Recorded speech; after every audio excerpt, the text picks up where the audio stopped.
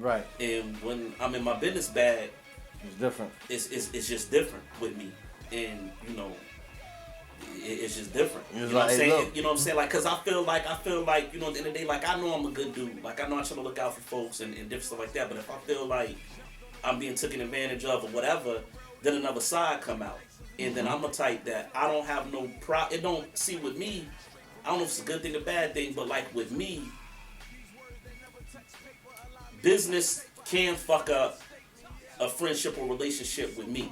Absolutely. You feel what I'm saying? Like if it, I don't know. I guess it's how I'm built. I don't know. But that's why I always try to do good business. I always try to, you know what I mean? Not try to make sure it's no gray area. I try to make sure everything with me is black and white. You know what I mean? Right. And you know, I gave you a lot of times, you know what I mean, to get it together, you know what I mean? but like I said, but that's difficult. You know what I'm saying? You gotta go to your man like, yo, bro, this shit ain't gonna cut it, because then I got other people looking at me, I got my partner looking at me, right. And me and him, that's another thing, shout out to Kenny.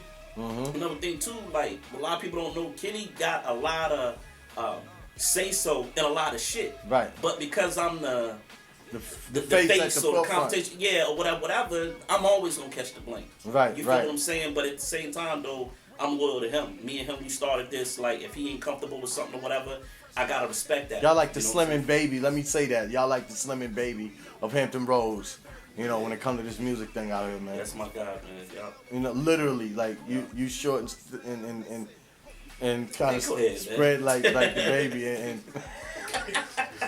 and he's tall like Slim, but whatever.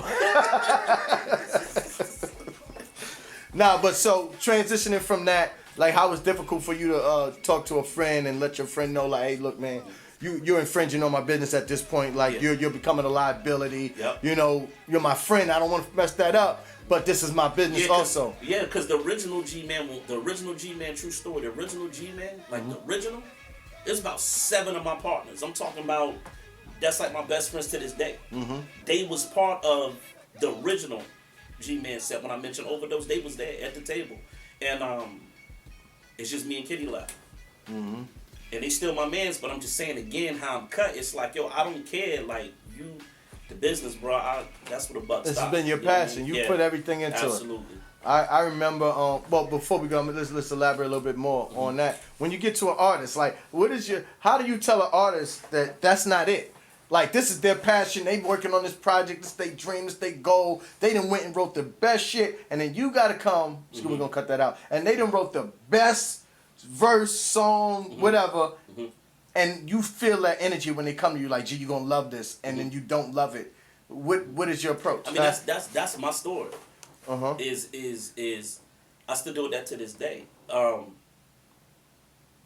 With me, my whole thing is, if I see better, my job is to get the most out of everybody that's part of this G-Man thing.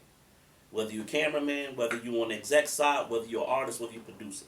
If I feel that you can do better, it's my job to push you as hard as I can push you.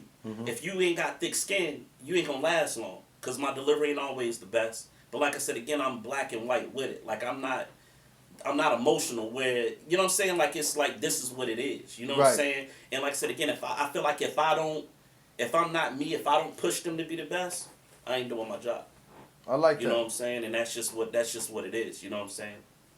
You know, like I said, it's just like if you're playing sports and you got a basketball coach, they ain't gonna put you in the game if, you know what I mean, if you ain't doing what you're supposed to do, if you ain't learning the plays, or if you ain't moving a certain way. And I look at this music thing the same way. Yo, for those who don't know, this is George G-Man Waters, CEO, founder of G-Man ENT. He's been on the scene since the early 2000s. He's worked with multiple crews and put out so much music, and he's been involved. He really have his fingerprints on these projects. Tell me which project is you the most proud of? Question. Can I say what's been my most favorite project? Most proud of. This is my interview. Most proud of. I'll probably say the one I'm proud of, I would have to go with Kenny's 3 Minutes of the album. Because that was special, because that was our first official album. He got Album of the Year award for that, for the Blendsville Award Show. Shout out Miss Blends. And that was like the first time, like I said, we got our actual distribution deal. So that's what I'm proud of in regards to that. Yo, that 3 minutes to 8, real quick. Mhm. That was such a little genius idea right there, because that's 7:57. That was all Kitty Kenny.